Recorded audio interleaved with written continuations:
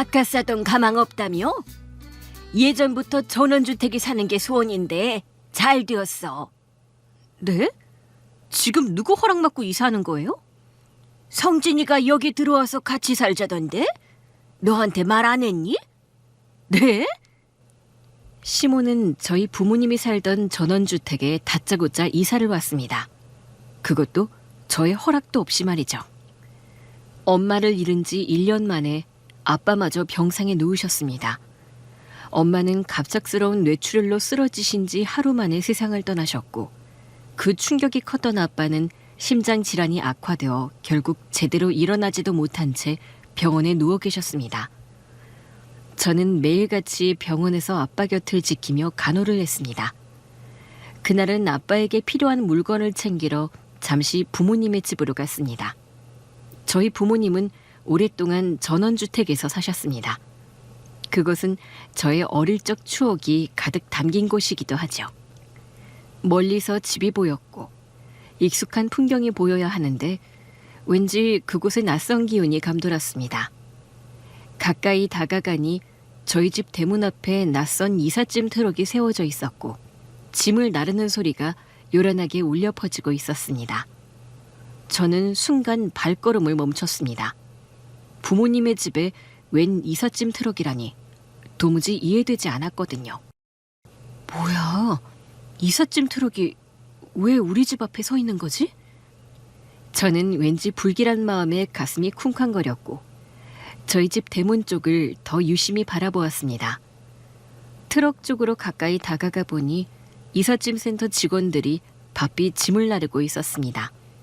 그리고 그 옆에는 황당하게도 시모와 제 남편이 서 있었습니다. 두 사람은 이삿짐 센터 직원들이 짐을 나르는 광경을 지켜보며 마치 자기 집이라도 되는 듯 행동했고, 심지어 직원들 옆에서 작은 짐을 직접 나르며 들뜬 목소리를 내고 있었습니다. 저는 순간 발걸음을 멈췄습니다. 지금 눈앞에서 벌어지고 있는 일이 도무지 믿기지 않았습니다. 어머님, 지금 뭐하고 계신 거예요? 왜 여기서 이삿짐을 나르고 계신 거예요? 응? 보면 모르니? 우리 이사하고 있잖아. 네? 아니, 그러니까 왜 저희 부모님 집에 이사를 오시냐고요? 당신 호들갑 좀 떨지 마. 직원분들 일하시는데 시끄럽게 하지 말라고. 뭐라고? 저는 머릿속이 복잡해졌습니다.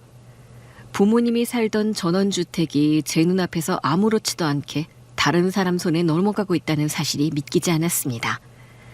저희 아빠는 병원에 누워서 사경을 헤매고 있는데 두 사람은 마치 오래전부터 여기 살았던 사람들처럼 활기차게 움직이고 있었습니다. 저는 그 모습이 도저히 받아들여지지 않아 가슴이 뛰고 분노가 치밀어 올랐습니다. 저는 시모와 남편을 향해 목소리를 높였습니다. 지금 뭐 하시는 거냐고요?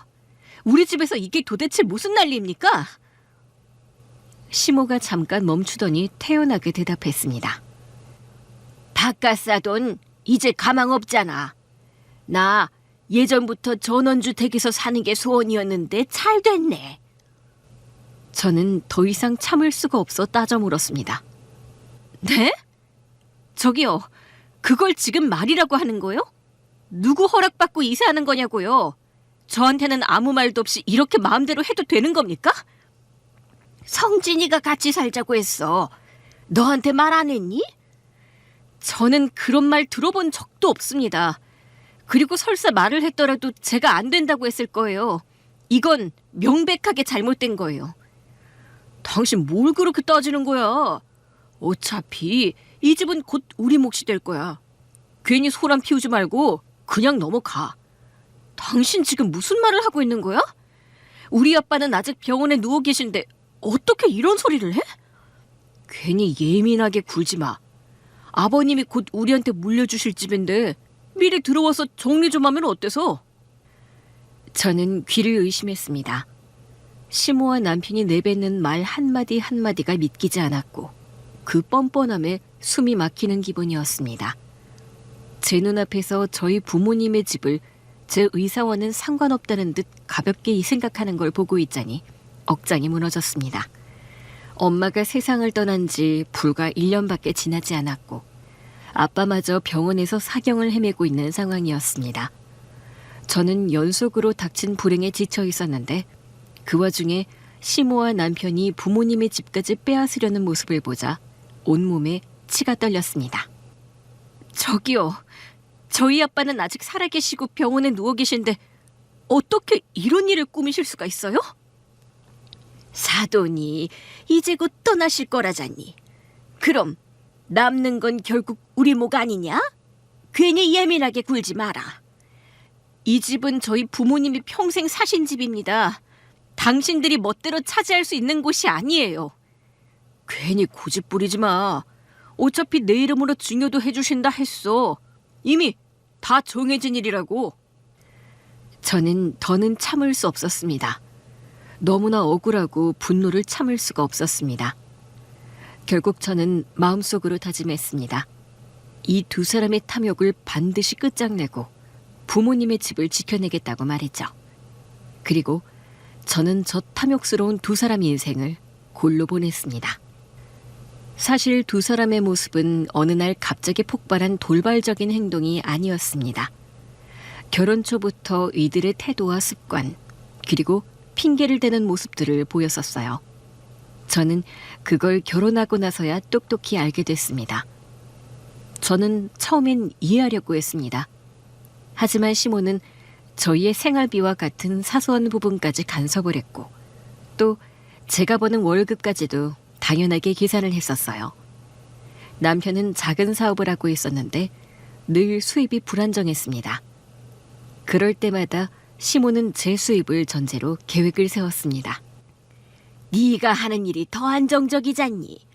성진이는 사람 상대하는 일이라 왔다 갔다 할 수 있지. 그럴 땐 며느리도 좀 책임을 져야지. 그럼요. 저도 열심히 돈 벌고 있어요. 그러니까 성진이 벌이가 좀 왔다 갔다 해도 좀 이해를 해라. 그렇게 하고 있어요. 하지만 그이가 너무 노력을 안 하는 것 같아요. 무슨 소리니? 우리 성진이가 얼마나 노력하는데. 그러던 어느 날 남편이 제 아빠 얘기를 꺼냈습니다. 아빠의 건강이 눈에 띄게 안 좋아지던 때였습니다. 장인어른 요새 기력이 많이 없으신 것 같던데. 입맛도 없으신 것 같더라고. 병원에 오래 계시지 않을까? 글쎄, 좀 더 두고 봐야지. 근데 장인어른 집 관리가 안 되면 결국 빈집 되는 거잖아. 우리가 들어가서 집을 관리하는 게 좋지 않을까? 아직 아빠 건강해. 곧 퇴원해서 집에 돌아오실 거야. 아니야, 장인어른 건강 안 좋으신 것 같던데? 꼭 우리 아빠가 건강하지 않기를 바라는 것처럼 얘기한다? 무슨 소리 하는 거야? 아이고, 얘 그럴 리가 있니? 사돈이 성진이를 얼마나 아끼는데. 성진이가 드나들며 도와드리면 사돈도 든든할 거야. 아니에요. 아빠 곧 돌아오실 거예요. 걱정 마세요. 그즈음 저희 부모님의 집이 위치한 동네에 재개발 소문도 돌기 시작했습니다. 저는 그 소문을 흘려들었지만 두 사람은 달랐습니다. 시모는 갑자기 오래된 꿈을 얘기하기 시작했고 남편은 왠지 모르게 들떠 있었습니다. 얘, 너희 사돈집 엄청 넓지 않니? 네, 넓긴 하죠. 아니, 나는 평생 답답한 빌라에서 살았거든. 마당에 있는 집이 소원이었지. 아, 그러세요?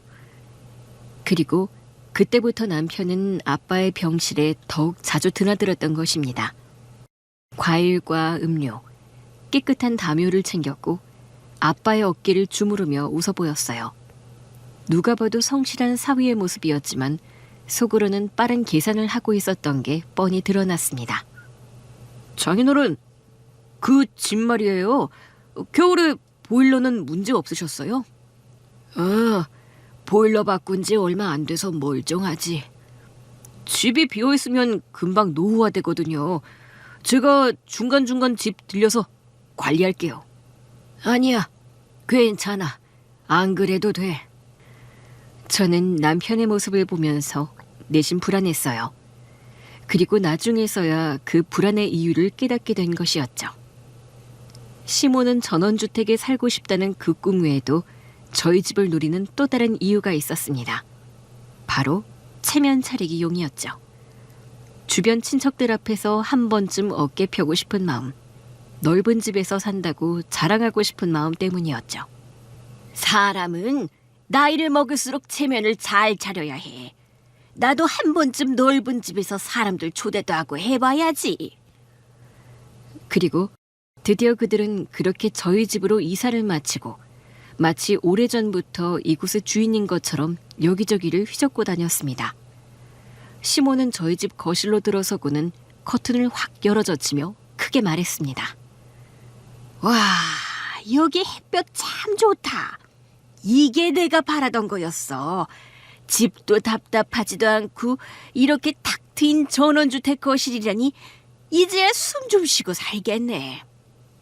그러게요, 어머니. 거실이 이렇게 넓으니 손님들 불러도 너무 좋겠네요. 어머니 친구분들 소개해서 파티 한번 크게 열어도 되겠는데요? 그럼 좋지.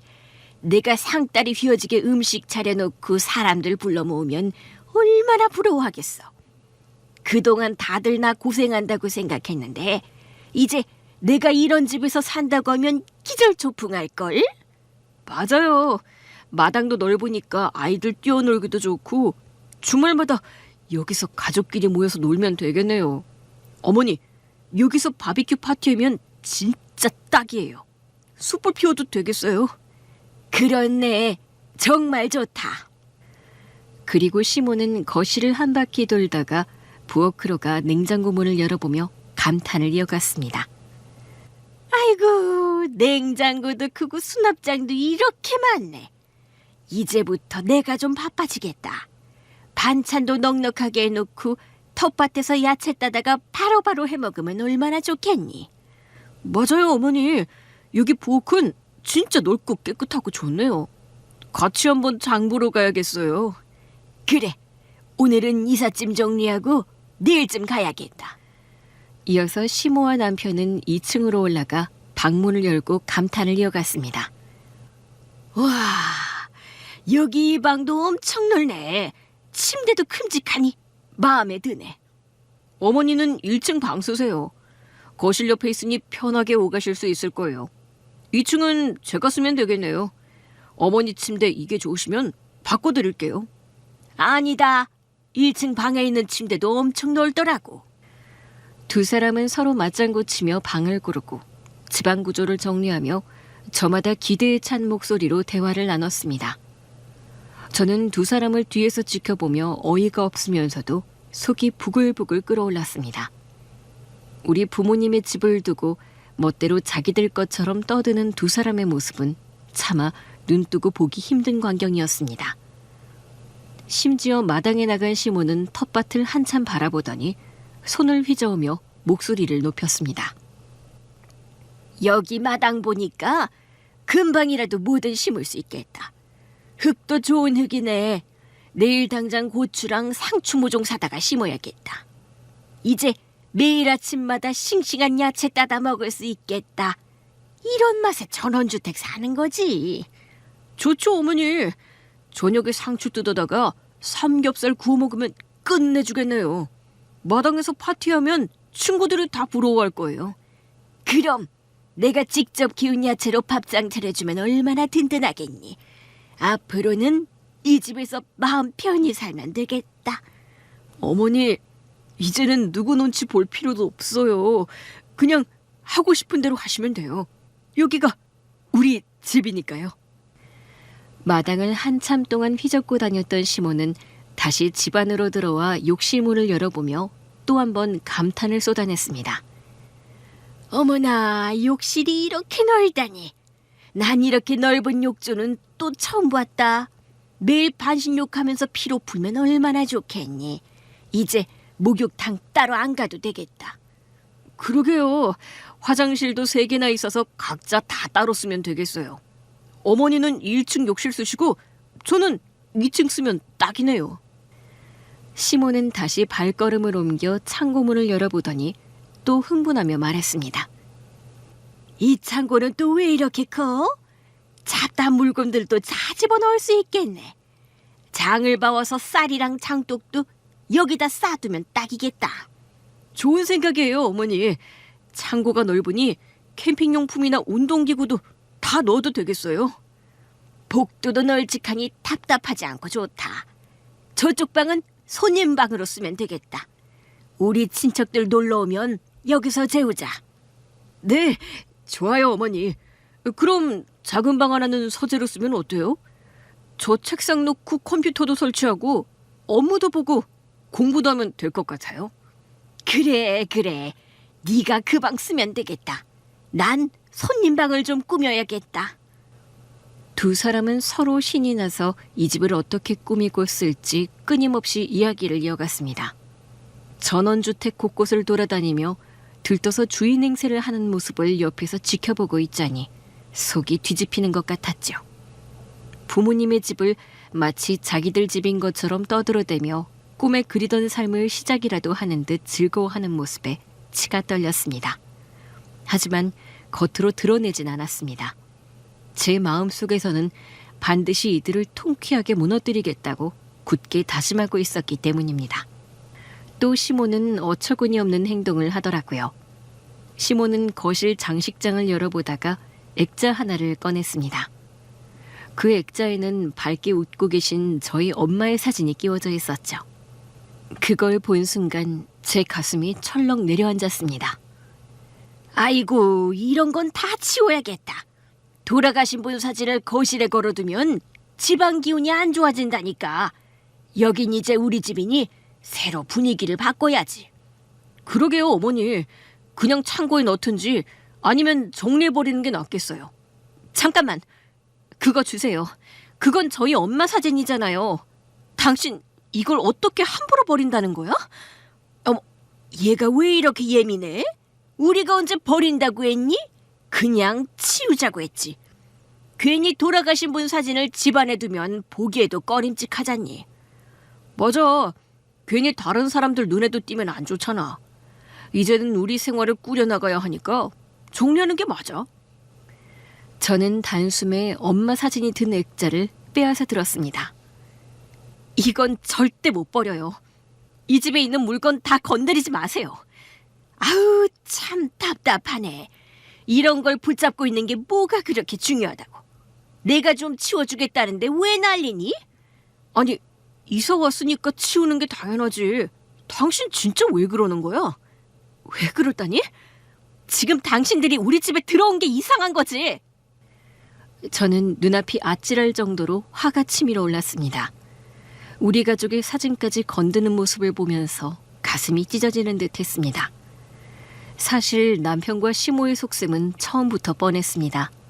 진작부터 두 사람은 아빠가 병상에 누워있는 틈을 타 전원주택을 차지하려고 마음을 먹고 있었으니까요. 사실 시모와 남편 그들이 몰래 대화하는 걸 엿들은 적이 있었거든요. 그 집만 우리 손에 들어오면 남은 날 걱정할 거 하나도 없어. 사돈이 쓰러져 계신 게 안타깝긴 해도 기회는 지금밖에 없지. 맞아요, 어머니. 제가 옆에서 괜히 효자 행세하는 게 아니에요. 잘 보이면 자연스럽게 우리 쪽으로 넘어올 수밖에 없을 겁니다.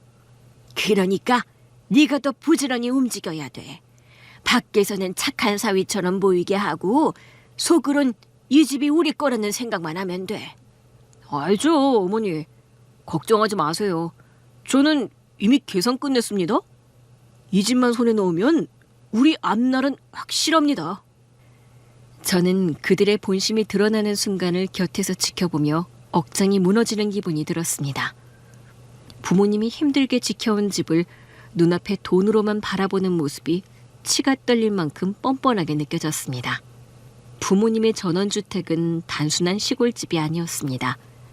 부지도 넓었고 곧 재개발 이슈까지 예정되어 있어서 장차 보상으로 아파트를 받고 수십억의 차익을 얻을 수 있는 알짜 땅이었습니다.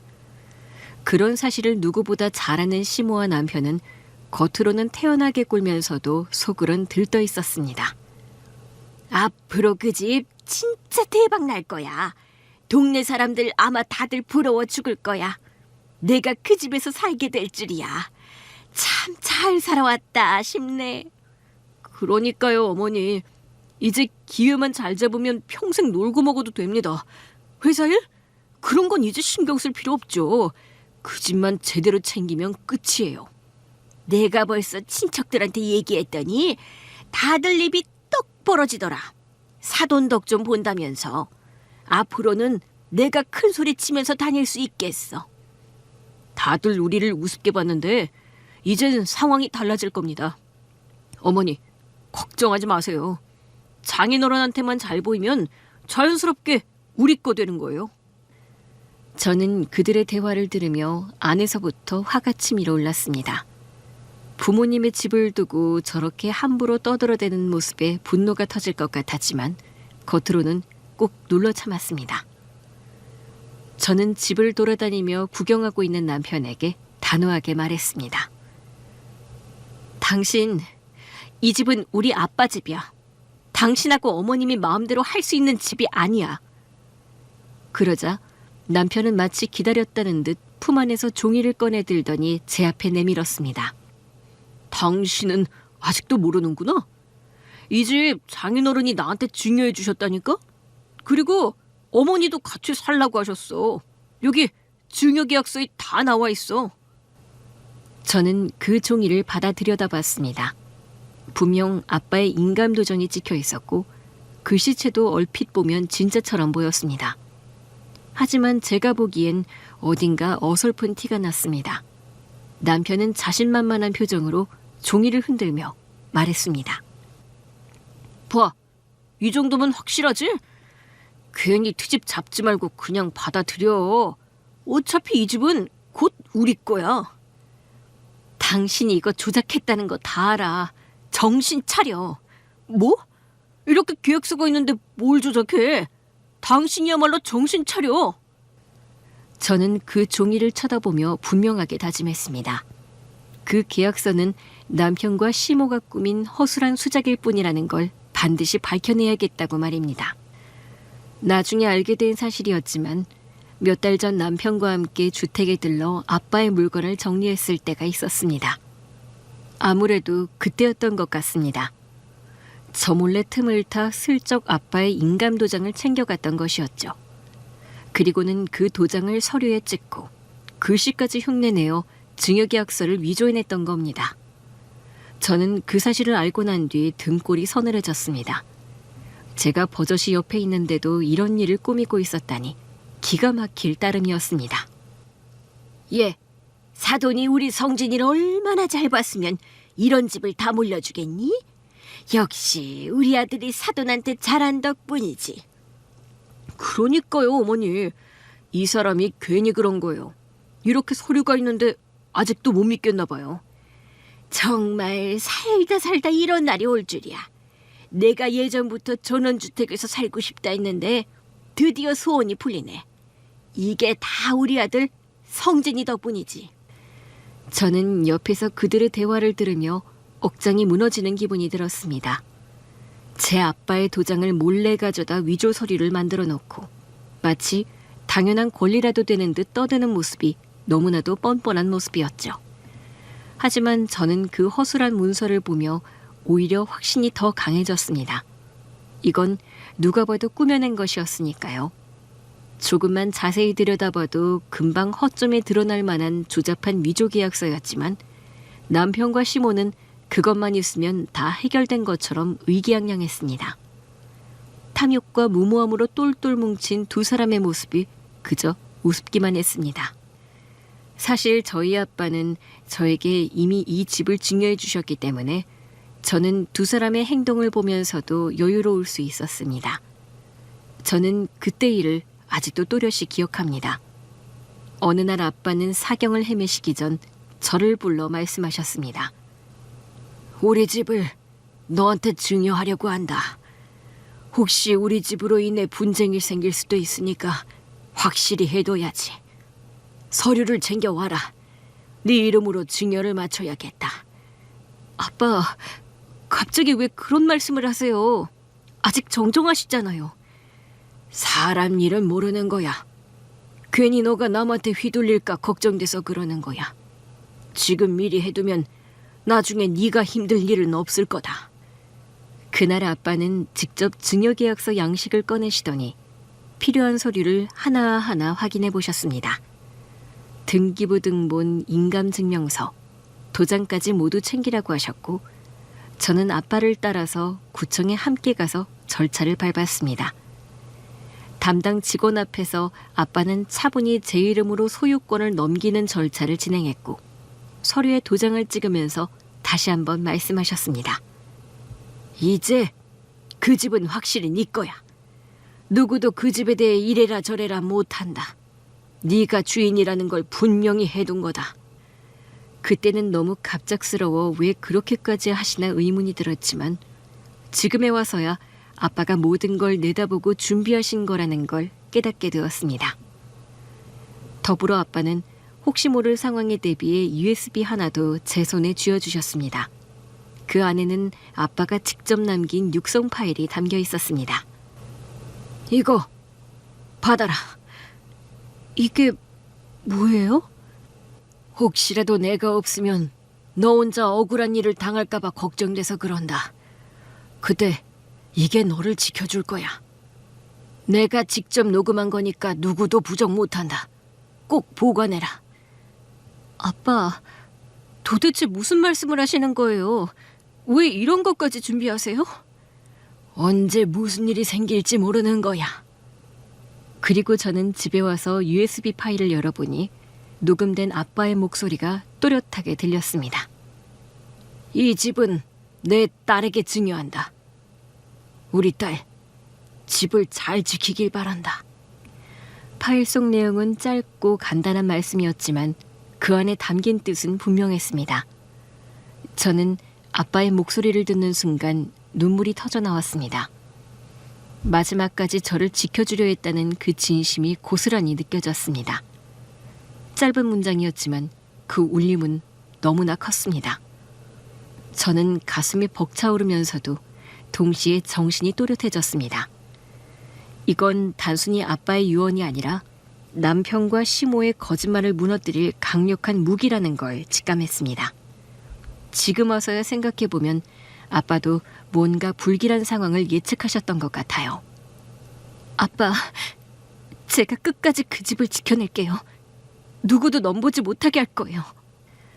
저는 USB를 손에 꼭 쥐며 다짐했습니다. 확실한 증거를 모아서 반드시 이들의 탐욕을 끝장내야겠다고 말입니다. 생각해보면 정말 아찔한 일이었습니다. 남편이 위조한 서류를 내밀었을 때 잠깐 숨이 막혔습니다. 아빠가 정말 남편에게 이 집을 넘겼을지도 모른다는 생각이 스치듯 지나갔고 그 한순간에 소름이 돋았었거든요. 아빠가 진작에 제 이름으로 증여를 미리 맞춰두지 않으셨다면 저는 그 자리에서 그 가짜 문서에 속아 넘어갔을지도 모릅니다. 아빠는 사경을 헤매면서 말도 못하고 누워있는데 확인도 못했을 것이었습니다. 아빠가 남겨주신 진짜 서류와 등기, 그리고 USB에 담긴 목소리만이 그들이 거짓말을 하고 있다는 증거였죠. 곧바로 저는 변호사를 찾아가 서류와 USB를 내밀었습니다. 변호사는 한참을 들여다보더니 미소를 지으며 말했습니다. 이거면 충분합니다. 저쪽에서 무슨 소리를 해도 다 막아낼 수 있어요. 그 사람들이 너무 당당하게 굴어서 순간 제가 틀린 건가 싶었어요. 아니에요. 어차피 그 사람들은 조작된 서류를 들고 있는 거고 저희는 있는 그대로 증거를 내밀면 끝납니다. 그러면 제가 준비해야 할 건 뭔가요? 이미 준비는 다 되어 있는데요. 마음을 단단히 먹는 게 중요합니다. 사실 법적으로는 이미 당신이 주인입니다. 오히려 상대가 부끄러움을 못 느끼는 게 문제죠. 저는 그 말을 듣자 한숨이 나왔습니다. 그동안 쌓였던 억울함과 분노가 스르르 풀리는 기분이었습니다. 변호사는 저를 보며 한마디 더 붙였습니다. 같이 해보죠. 걱정하지 마세요. 네, 이제는 저도 그냥 참지 않을 겁니다. 저는 서류를 다시 가방에 넣으며 마음속으로 다짐했습니다. 이 증거들이 단순히 법적인 방패가 아니라 남편과 시모의 거짓을 무너뜨릴 칼이 될 거라는 걸 확신했습니다. 사실 저는 시모와 남편이 우리 집에 이사를 하고 있던 그날 바로 서류를 꺼내 들고 증여 사실을 밝힐 수도 있었습니다. 남편과 시모가 무단으로 집에 들어와 설치는 걸 보는 순간 당장 내쫓아버리고 싶은 충동이 강하게 올라왔습니다. 하지만 곧 마음을 다잡았습니다. 지금 당장 쫓아내면 속은 시원하겠지. 하지만 그걸로 끝나면 너무 쉽게 넘어가는 거야. 저는 속으로 그렇게 생각하며 서류를 다시 가방 깊숙이 넣었습니다. 남편과 시모는 제 표정을 보며 자신들이 이긴 줄 아는 듯 떠들어댔습니다. 봤지? 아무 말도 못하지? 이제 이 집은 우리 거나 다름없어. 그러니까 괜히 고집 부리지 말라고 했잖아. 그냥 받아들이는 게 편해. 저는 대꾸하지 않고 그저 그들의 모습을 지켜봤습니다. 눈앞에서 쫓아내는 것만으로는 부족하다는 걸 분명히 알았기 때문입니다. 그들의 탐욕과 거짓말이 많은 사람들 앞에서 드러나 완전히 망신당해야 다시는 발붙이지 못할 거라 생각했습니다. 그래서 저는 이를 악물고 마음속으로 다짐했습니다. 그래, 참자. 지금은 더 큰 복수를 해야 돼. 반드시 많은 사람들 앞에서 저 사람들을 무너뜨려야 돼. 그 순간부터 저는 당장 느끼는 분노보다 더 크게 확실하게 갚아줄 방법만을 생각하기 시작했습니다. 그렇게 저는 그들 앞에서 언성을 높이는 대신 마음을 다잡고 더 큰 그림을 그려나가기 시작했던 거였어요. 그 자리에서 내쫓는 건 잠깐의 통쾌함일 뿐 진짜 복수는 아니라고 생각했기 때문입니다. 남편과 시모는 이사를 온 후 며칠 동안 마치 자기들 집이라도 된 듯 사람들을 불러들이고 여기저기 자랑하며 기세등등했지만 저는 오히려 그 시간을 이용했습니다. 그래, 너희가 즐거운 시간을 보내는 동안 나는 더 확실한 준비를 할 거야. 저는 속으로 그렇게 생각하며 증거 서류를 다시 펼쳐보고 아빠가 남겨주신 USB도 몇 번이고 확인했습니다. 차근차근 그리고 철저하게 준비를 이어갔습니다. 증여 서류, USB를 포함한 각종 서류까지 꼼꼼하게 준비하면서 시모와 남편이 가장 즐거운 순간을 보내고 있을 때 저는 그들의 모든 허세와 거짓말을 밝혀낼 것이라고 생각했습니다. 그리고 드디어 그날이 다가왔습니다. 시모와 남편은 전원주택에 들어온 지 며칠 지나지 않아 시댁 식구들을 불러 모았습니다. 집안 가득 음식을 차려놓고 마당에는 온갖 장식품까지 갖다 놓으며 마치 오랜 꿈이 이루어진 듯 떠들썩하게 준비했습니다. 저는 멀리서 그 모습을 지켜보며 그들의 행동이 얼마나 뻔뻔한지 다시금 실감했습니다. 다들 여기 거실 좀 보세요. 햇볕도 잘 들어오고 공간도 넓어서 손님 맞이하기 딱이지 않아요? 이제 명절 때는 다 우리 집에서 모이면 되겠네요. 어머니 말씀이 맞습니다. 앞으로는 저희 집에서 모이시죠. 아니, 근데 어떻게 이렇게 큰 집으로 이사하게 된 거야? 아, 저희 장인어른께서 저한테 이 집을 증여해 주셨거든요. 앞으로는 편하게 생각하고 놀러 오세요. 방도 많아서 언제든 놀러 오셔도 돼요. 와, 그래도 좀 놀랍긴 하네. 정말 장인어른이 직접 증여하신 거 맞아? 그럼요. 제가 서류도 가지고 있어요. 진짜 확실하네. 장인어른이 대단하구만. 시모는 마당 쪽으로 또 다른 식구들을 데리고 나가며 목소리를 높였습니다. 여기 보세요. 마당이 이렇게 넓으니 애들도 뛰어놀기도 좋고 제가 직접 꽃도 심을 거예요. 야채도 심으면 정말 잘 자랄 것 같아요. 와, 진짜 마당 엄청 넓네요. 시모와 남편은 계속해서 집안 곳곳을 보여주며 자랑하기 바빴습니다. 정말 대단하다. 이렇게 좋은 집에서 살게 될 줄이야. 성진이 너도 이제 어깨 좀 펴겠구나. 네, 그러게 말이야. 앞으로는 걱정 없이 잘 살겠네. 하지만 다른 몇몇 가족들은 고개를 갸웃거리며 속삭이듯 말했습니다. 아니, 근데 이제 며느리는 어디 간 거야? 그러게.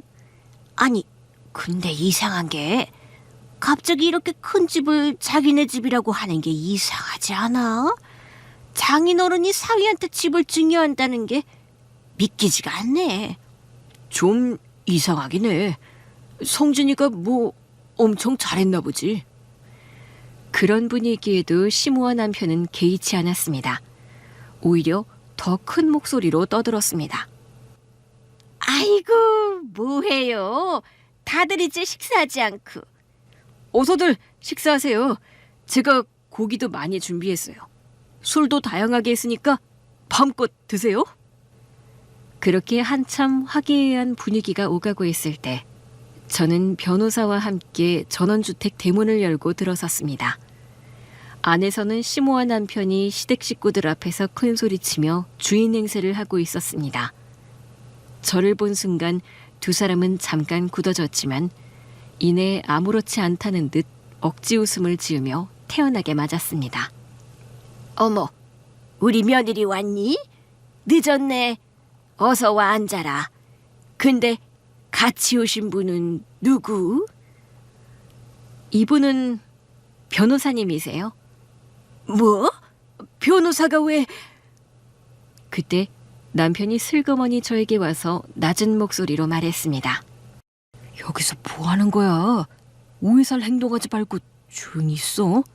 괜히 망신당하지 말고. 저는 남편의 말에도 아무 말도 하지 않고 가방에서 준비해둔 서류를 꺼냈습니다.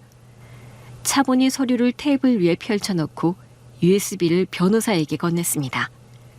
변호사는 노트북에 USB를 꽂았고 이내 아빠의 목소리가 흘러나왔습니다.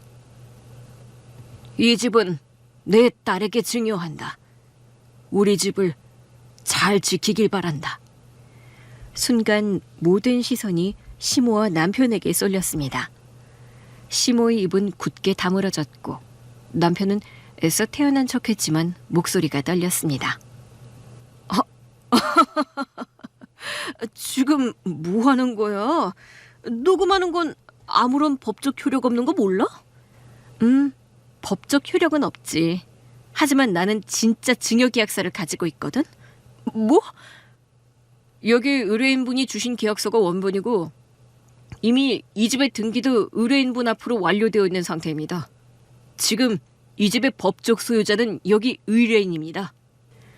시댁 식구들은 서로 눈치를 보며 웅성거렸고 방금 전까지만 해도 호들갑을 떨던 분위기는 단번에 가라앉았습니다. 저는 그 순간을 놓치지 않고 두 사람을 똑바로 바라보며 말했습니다. 이제 다들 아셨죠? 이 집은 제 아버지가 저한테 증여하신 집입니다. 남편과 시어머니가 갖고 있는 서류는 거짓입니다. 그 말을 하자 집안은 삽시간에 조용해졌고 남편과 시모의 얼굴만 점점 굳어져 갔습니다. 변호사는 이어서 차분하게 말을 이어나갔습니다. 남편분이 갖고 있는 서류는 공증도 없고 확인 결과 위조 정황이 뚜렷합니다. 따라서 지금 이 자리에서 두 사람은 무단 점유자로 인정될 수밖에 없습니다. 순간 방안은 싸늘해졌습니다. 가족들은 입을 다물고 서로 눈치만 보았고 이 집에 대해 의문점을 갖던 가족들은 한마디씩 던지기 시작했습니다. 뭐야, 위조 문서라고? 그럼 지금까지 다 거짓말을 한 거야? 아니, 어쩐지 이상하다고 했어. 어떻게 장인어른 집을 딸이 아니고 사위한테 물려줄 수가 있어? 이상하긴 하지. 시모는 변호사의 말을 부정하려 했으며 목소리를 높였습니다. 아니야, 그럴 리 없어. 내가 똑똑히 들었어. 사돈이 우리 성진이한테 집 주신다고 했어. 서류도 직접 작성한 거라고. 맞아. 장인어른이 구두로라도 나한테 집을 맡긴다고 했다고. 하지만 변호사는 고개를 저으며 단호하게 끊어냈습니다. 구두로 했다는 말은 법적으로 아무 효력이 없습니다. 지금 이 자리에서 인정되는 건 증여계약서 원본뿐입니다. 저는 그들이 발악하는 것을 지켜보며 마음속으로 단단히 느꼈습니다. 이제 더 이상 빠져나갈 길은 없다는 것을. 시모와 남편은 얼굴이 하얗게 질리며 변명하려 했지만 이미 늦었습니다. 시댁 식구들이 모두 눈앞에서 상황을 확인한 뒤라 그들은 더 이상 고집만 내세울 수가 없었죠. 그게